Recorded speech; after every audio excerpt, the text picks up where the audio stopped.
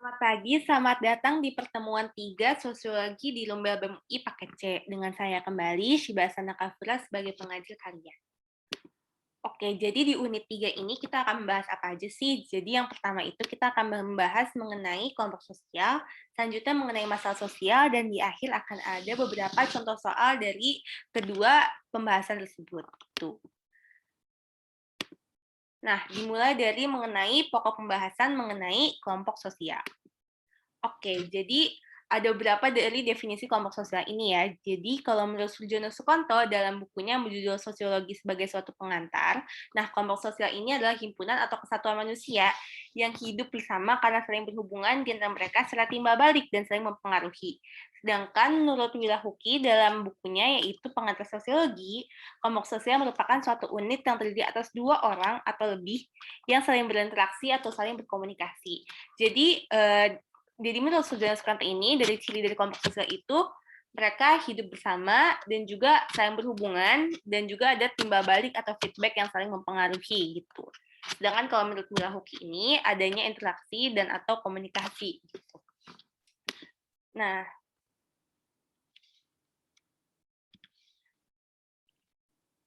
Nah, tadi kan sudah dibahas mengenai definisinya kan, dan udah diambil beberapa dari ciri-ciri dan syarat dari terbentuknya itu. Nah, ini penjabaran mengenai ciri dan syarat terbentuk kelompok sosial itu.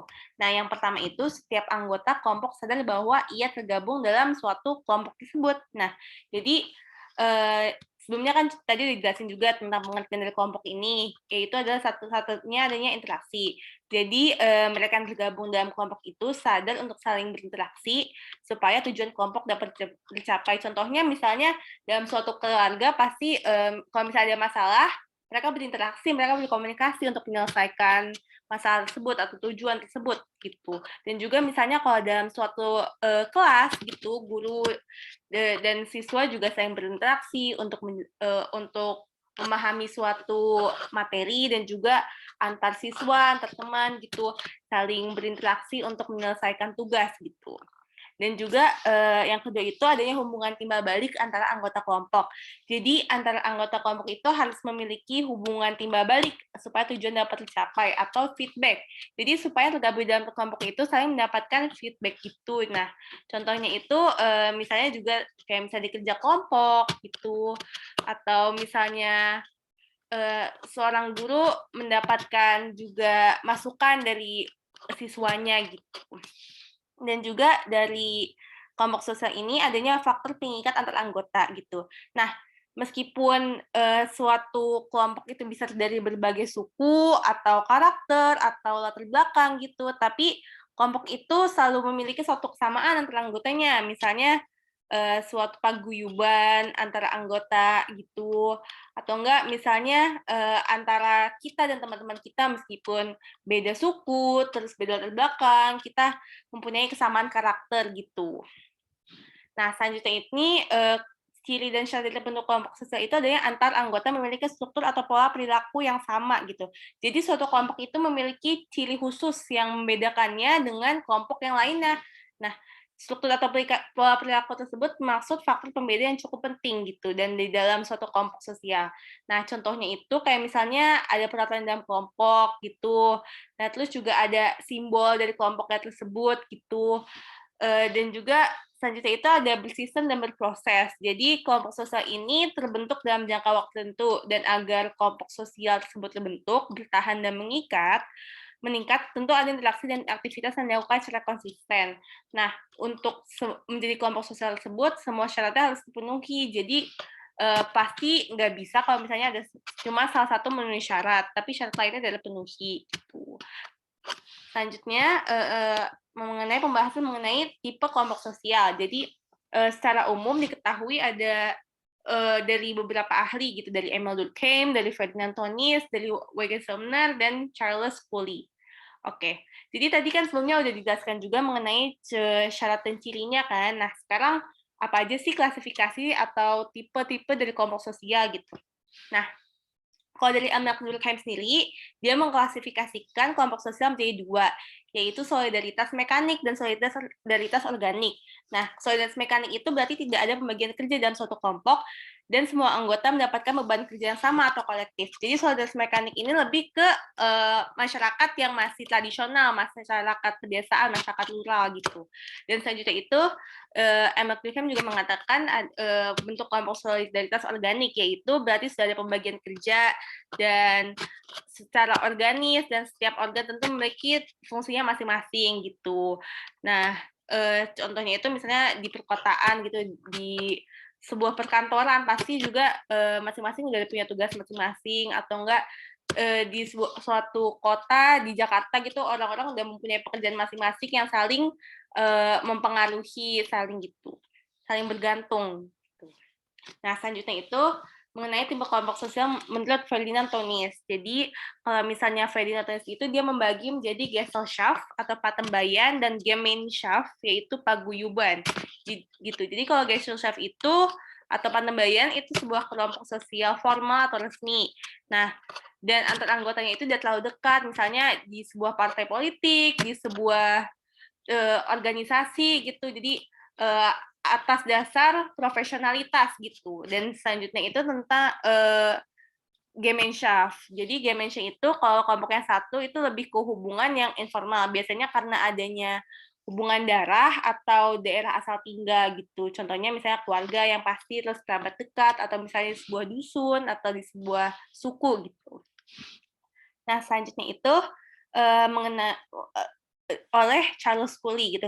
Nah, kalau misalnya Cooley ini membagi dua, yaitu primer dan sekunder, lebih gampang ya mungkin. Jadi kalau primer itu merupakan kelompok yang akrab, yang kenal satu sama lain dan secara informal, seperti misalnya keluarga atau teman dekat gitu. Terus juga ada yang sekunder, jadi kelompok formal dan resmi, dan kemudian hubungannya itu antara anggotanya tidak begitu akrab gitu. Nah, ini mirip-mirip juga sama teorinya misalnya Gesellschaft mirip Tönnies gitu, yang patembayan gitu.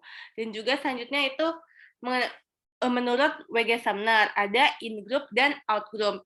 Jadi kalau in-group ini adalah merupakan kelompok yang antara anggotanya memiliki faktor simpati dan akrab satu sama lain, terdapat kerjasama, ada hubungan persahabatan, keteraturan, dan kedamaian dalamnya. Misalnya dalam suatu circle persahabatan gitu, atau enggak dalam suatu keluarga yang dekat gitu kan. Terus juga ada out-group, yaitu merupakan kelompok yang antar anggotanya saling mengedepankan sikap yang antagonis gitu, atau antipati. Jadi kebalikan dari in-group, kalau misalnya di out-group ini, kelompok ini terdapat kebencian, ketidakpedulian, dan permusuhan antar anggota yang satu dengan yang lainnya. Nah, ini nanti juga relate juga tentang masalah sosial gitu. Jadi misalnya antar suku itu nggak suka dengan suku yang lainnya, atau misalnya contohnya misalnya antar agama gitu, tidak saling suka dengan agama lainnya gitu, karena merasa mereka tuh sebagai out group gitu. Nah, jadi ada beberapa pola hubungan antar kelompok gitu. Jadi kan tadi udah dibahas mengenai jenis-jenisnya kan. Nah, sekarang gimana aja pola hubungan dalam kelompok maupun di antar kelompok itu. Jadi yang pertama itu akulturasi. Jadi akulturasi ini gabungan dari dua kebudayaan, tapi masih ada sisa kebudayaan masing-masing. Jadi bisa dibilang kalau A tambah B sama dengan AB gitu. Nah, misalnya nih kayak Masjid Demak gitu kan, itu kan akulturasi antara budaya Islam sama budaya Hindu gitu kan, budaya yang sebelumnya Jawa kuno gitu. Jadi masjidnya berumpang, terus ada ukiran-ukirannya gitu. Terus selanjutnya itu dominasi. Jadi ada 5 jenis dominasi menurut Kornblum. Jadi yang pertama itu adalah genosida. Genosida itu adalah pembunuhan massal terhadap satu kelompok tertentu. Nah, contohnya itu seperti yang dilakukan Nazi gitu terhadap kaum Yahudi pada Perang Dunia Kedua gitu. Dan juga adanya pengusiran gitu. Misalnya pengusiran suatu kelompok, suatu suku gitu, misalnya Rohingya dari Myanmar gitu. Dan juga ada perbudakan, misalnya seperti perbudakan yang dilakukan orang kulit putih terhadap orang kulit hitam gitu di abad pertengahan abad itu gitu. Terus selanjutnya itu juga ada segregasi, yaitu pembuatan stratifikasi atau kasta gitu. Misalnya di India ada kasta-kasta gitu, ada kasta Sudra, ada kasta Brahmana, dan juga misalnya segregasi contohnya saat di Amerika Serikat pada tahun 1960. Jadi antara orang kulit putih dan orang kulit berwarna itu dibedakan gitu fasilitasnya gitu dan kesempatan sarana prasarananya gitu juga.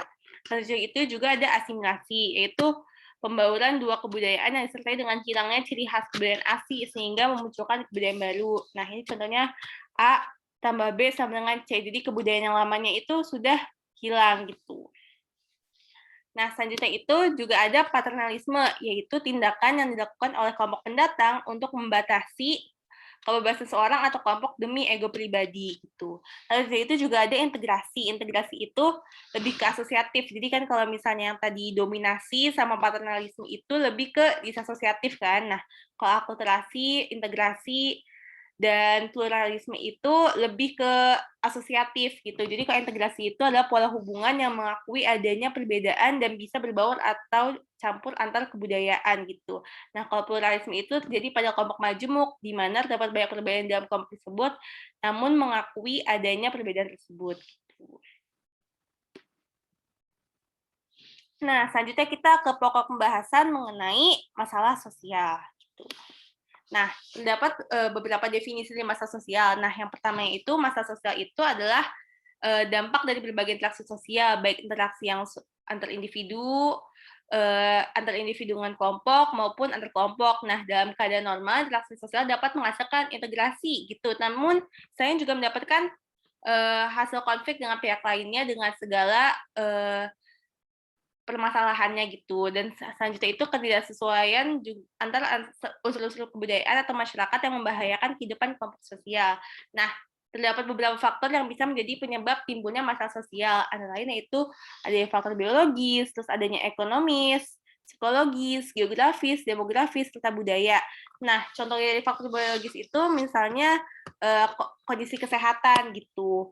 Jadi misalnya penyakit menular atau misalnya cacat cacat lahir gitu kan. Kalau misalnya untuk faktor ekonomi itu, contohnya itu tingkat kesejahteraan dan kebijakan pembangunan serta kesenjangan gitu. Terus faktor psikologis ini kondisi mental dan kejiwaan gitu. Dan juga kalau misalnya faktor geografis, contohnya misalnya kondisi iklim dan potensi bencana gitu. Terus kalau faktor demografi, contohnya itu pertumbuhan dan penurunan jumlah penduduk gitu. Dan faktor budaya itu misalnya contohnya itu kayak nilai budaya dan perilaku dari masyarakat. Oke, jadi ada beberapa kriteria sebuah masalah sosial dapat dikatakan sebagai sebuah masalah sosial, yaitu yang pertama itu adalah gejala, yaitu masyarakat bisa memiliki masalah sosial yang berbeda-beda tergantung dari nilai yang dianut dari masyarakat itu. Jadi nggak sebuah masalah itu bisa berbeda antara suatu masyarakat atau masyarakat lainnya. Misalnya kalau misalnya wanita bekerja itu ada suatu masalah di suatu masyarakat, tapi yang di masyarakat lain enggak gitu kan. Terus habis itu ada sumber. Jadi sumber dari masalah sosial itu biasanya berasal dari kondisi dan proses sosial dalam masyarakat maupun juga gejala alam seperti bencana alam atau kondisi iklim gitu. Nah, juga ada pihak yang menetapkan. Jadi, kalau masalah sosial ini ditetapkan oleh common sense di masyarakat terhadap gejala yang ada gitu. Common sense itu artinya itu adalah sebuah akal sehat, oke? Terus sifat itu memiliki sifat kriteria masalah sosial sifat itu memiliki dua sifat yaitu laten, sembunyi dan nyata. Nah, contohnya laten ini misalnya perubahan iklim dikarenakan penggunaan penggunaan gas gitu, penggunaan asap gitu kan. Jadi gitu, dan kalau misalnya nyata itu langsung dirasakan, misalnya kayak kemiskinan gitu. Nah, contoh ini kriteria lain dari masalah sosial itu adalah perhatian masyarakat. Jadi tidak semua masalah sosial akan menjadi perhatian masyarakat dan sebaliknya. Dan tidak semua yang menjadi perhatian masyarakat adalah sebuah masalah sosial gitu. Nah, kembali dulu, oke. Jadi terdapat beberapa bentuk masalah sosial kan yang sering kita jumpai di masyarakat gitu atau di berita-berita gitu. Nah, yang pertama itu adalah kemiskinan. Kemiskinan itu didefinisikan sebagai kondisi seseorang tidak mampu untuk memenuhi kebutuhan hidupnya sesuai dengan taraf atau standar kehidupan pada umumnya. Nah, kemiskinan itu bisa absolut, yaitu tahap individu sulit atau bahkan tidak sanggup lagi nih memenuhi kebutuhan pokoknya yang mendasar gitu. Dan contohnya misalnya kayak orang yang disabilitas atau lumpuh itu mereka tidak bisa memenuhi kebutuhan makan dan minum karena susah untuk bekerja gitu. Dan misalnya udah nggak ada keluarga yang mensupportnya, itu udah kemiskinan absolut gitu. Nah, kalau kemiskinan relatif itu merupakan kemiskinan yang melanda seseorang namun masih mampu untuk memenuhi kebutuhan mendasarnya gitu, masih bisa kebutuhan pokoknya. Jadi misalnya seorang itu bekerja sebagai petani gitu dan tiap hari dapat gaji itu dikit gitu, tapi dia masih bisa untuk kayak makan gitu. Nah, selanjutnya itu ada kemiskinan kultural, yaitu bentuk kemiskinan jadi akibat adanya sikap dan unsur masyarakat yang cenderung santai dan tidak memiliki motivasi untuk memperbaiki taraf hidupnya menjadi lebih baik. Misalnya malas-malesan gitu, jadi dia nggak mau kerja, nggak mau usaha gitu. Nah, selanjutnya itu bentuk masalah sosial yang lain adalah pengangguran, yaitu sebuah golongan angkatan kerja yang belum melakukan suatu kegiatan yang menghasilkan uang gitu. Nah, bentuk masalah sosial lainnya itu adalah kriminalitas, yaitu tindakan yang ada di masyarakat yang sangat beragam, bisa mulai dari pencurian, perampokan, pembunuhan, dan masih banyak lagi gitu dari bentuk dari kriminalitas ini. Terus juga ada kesenjangan sosial gitu. Kesenjangan sosial itu perbedaan jarak ekonomi antara kelompok satu dengan kelompok yang lain gitu. Yang kelompok dengan kondisi ekonomi yang atas gitu dengan kelompok dengan golongan bawah gitu, kondisi ekonomi golongan bawah. Terus habis itu juga ada penyakit menular gitu, seperti gangguan yang disebabkan oleh organisme seperti bakteri, virus, jamur atau parasit. Nah, contohnya itu ya pasti COVID-19 ini, juga misalnya HIV AIDS gitu. Itu adalah salah satu bentuk dari masalah sosial juga gitu. Nah, selanjutnya itu juga bentuk masalah sosial yang sekarang juga marak itu adalah kenakalan remaja, yaitu kejahatan yang dilakukan oleh anak remaja gitu. Nah, selanjutnya juga ada aliran sesat, yaitu pandangan atau doktrin dalam filsafat, politik, ilmu, dan seni yang tidak sesuai gitu dengan sebuah norma masyarakat. Nah, dari situ, dari bentuk-bentuk permasalahan ini, bagaimana upaya mengatasinya gitu. Jadi yang pertama itu mengembangkan industri kecil di pedesaan. Nah, langkah ini dapat mencegah kemiskinan yang tadi salah satu bentuknya gitu, dan juga memeratakan pembangunan sehingga mengurangi sebuah kesenjangan dan mencegah terjadinya arus urbanisasi, yaitu perpindahan dari desa dan kota. Dan pembangunan industri merupakan suatu langkah yang utuh dari sosialisasi, juga ada motivasi gitu dan mindset, jadi mengurangi kemiskinan kultural juga. Terus adanya seleksi, terus ada pembinaan, terus ada bantuan modal, terus ada bantuan pemasaran dan manajemen usaha gitu. Jadi juga mengurangi pengangguran ya yang pasti, dan dengan adanya langkah yang komprehensif itu dapat pasti juga banyak industri yang beroperasi di pedesaan gitu. Nah, selanjutnya itu juga meningkatkan mobilitas tenaga kerja dan stabilitas modal gitu. Nah, tenaga kerja yang sebelumnya sudah diberikan pembinaan yang lebih intens itu kemudian dipindahkan ke wilayah yang lapangan kerjanya lebih luas gitu, ditransmigrasi gitu, dan demikian agar mempunyai daya saing dan dengan tenaga kerja lainnya. Sementara stabilitas modal itu adalah untuk memindahkan industri dari tempat yang sudah terlalu banyak, misalnya dari Jakarta gitu, dari Bekasi pasti udah banyak industri gitu, banyak perusahaan. Nah, itu dipindahkan ke tempat yang lebih banyak penganggurnya dan lebih sepi gitu. Jadi untuk mengurangi kemiskinan juga dan untuk mengurangi pengangguran gitu. Selanjutnya itu juga menanamkan nilai-nilai moral dan agama. Nah, dengan memberikan ajaran agama dan nilai moral yang ada pada masyarakat dapat mengurangi resiko terjadinya permasalahan sosial. Jadi dalam menanamkan nilai moral ini dapat memperkuat iman seseorang sehingga menurunkan kriminalitas, menurunkan kayak misalnya aliran-aliran sesat gitu.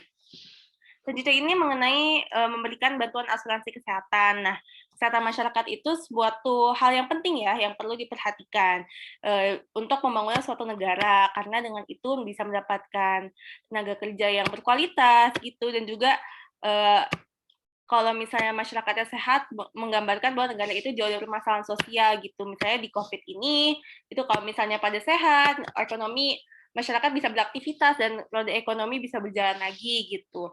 Dan juga memberikan dana bantuan operasional sekolah kepada siswa gitu.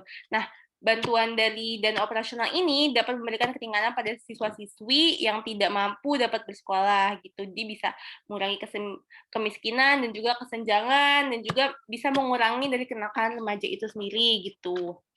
Selanjutnya ini memberikan program beasiswa. Nah, juga pasti banyak orang yang juga pengen pendidikan ke jenjang yang lebih tinggi, namun terdapat hambatan dan kurangnya biaya gitu, jadi tidak bisa mendapatkan ilmu yang lebih tinggi. Jadi dengan itu banyak ada program-program beasiswa bagi para siswa yang ingin lebih tinggi dan juga bisa meningkatkan kualitas dari SDM itu sendiri gitu. Terus juga ada memberikan bantuan langsung tunai, yaitu masyarakat yang kesulitan secara ekonomi itu dibantu secara langsung dengan tunai gitu agar ekonominya sedikit terbantu. Nah, tadi sudah dijelaskan mengenai materi dan teori-teorinya. Selanjutnya ini mengenai contoh-contoh soal dari kelompok sosial dan masalah sosial. Oke, dari soal pertama ini mengenai kelompok sosial. Nah, selanjutnya itu adalah kelompok sosial adalah himpunan atau kesatuan manusia yang hidup bersama karena saling berhubungan di antara mereka secara timbal balik dan saling mempengaruhi. Merupakan pengertian kelompok sosial menurut tadi sudah dijelaskan di slide yang awal-awal, yaitu menurut Sujono Sukanto. Tuh. Nah, ini ada beberapa pernyataan-pernyataan ya yang dan ini sudah dipilih mana yang merupakan salah satu kelompok sosial gitu. Jadi ini ada pernyataan mengenai yang pertama memiliki pola interaksi, yang kedua adanya kesadaran sebagai bagian dari kelompok yang bersangkutan, yang ketiga pihak yang berinteraksi mendefinisikan dia sebagai anggota kelompok, yang keempat ada faktor pengikat yang dimiliki bersama oleh anggota-anggota kelompok, yang kelima pihak yang berinteraksi didefinisikan oleh orang lain sebagai anggota kelompok, dan yang terakhir ada hubungan timbal balik antara anggota yang satu dengan anggota yang lain dalam kelompok itu. Lantas, yang mana yang merupakan syarat suatu kelompok sosial gitu. Jadi, yang benar itu adalah 2, 4, 6 gitu. Oke, soal ketiga masih mengenai kelompok sosial, yaitu contoh kelompok sosial terikat oleh solidaritas organis. Tadi yang menurut Emil Durkheim ya, jadi jawaban yang benar itu adalah organisasi profesi. Karena misalnya kalau organisasi itu sudah ada pembagian secara terstruktur ya gitu, secara bergantung satu sama lain gitu. Oke, selanjutnya itu selama menurut Ferdinand Tonis, ciri-ciri paguyuban adalah jawaban yang benar adalah intim, privat, dan eksklusif. Nah, kalau paguyuban itu lebih ke kerabat, dekat, atau misalnya orang-orang yang sudah dekat, jadi yang pasti mereka intim dan lebih privat gitu dan lebih eksklusif di dalam grup itu sendiri gitu. Nah, soal yang kelima itu kriteria menentukan apakah suatu masalah dianggap sebagai masalah sosial tergantung pada nilai-nilai yang dianut oleh masyarakat itu. Jadi tiap masyarakat itu pasti punya suatu hal, maksudnya berbeda-beda menganggap suatu masalah sosial. Misalnya kita sama Amerika Serikat gitu pasti beda dong. Misalnya kalau di Amerika Serikat itu dilanggengkan misalnya LGBT atau misalnya sekuler gitu atau enggak berpakaian terbuka, tapi kalau misalnya di Indonesia tuh nggak dilanggengkan gitu, nggak sesuai normanya gitu. Nah, masih soal tentang masalah sosial, jadi di bawah ini solusi mengatasi kesenjangan sosial antara lain yaitu kecuali, nah yang kecualinya ya, berarti kalau misalnya kebijakan pemerintah tentang infrastruktur untuk kembali desa itu tadi dijelaskan bisa mengurangi kesenjangan sosial antara desa dan kota. Terus selanjutnya itu mengenai akses terhadap pendidikan, informasi, dan kesehatan gratis, itu juga bisa mengurangi kesenjangan sosial gitu. Bantuan modal bagi masyarakat kecil juga bisa membantu dari kesenjangan sosial itu. Penghapusan eksklusi atau segregasi masyarakat juga bisa. Nah, yang kecualinya ini adalah program penanggulangan bencana gitu. Oke, sekian dari saya. Semoga bisa mendapatkan, kalian bisa mengerti sedikit ya mengenai kelompok sosial dan masalah sosial. Nah, dan jika kalau misalnya ada pertanyaan bisa ditanyakan ya. Terima kasih.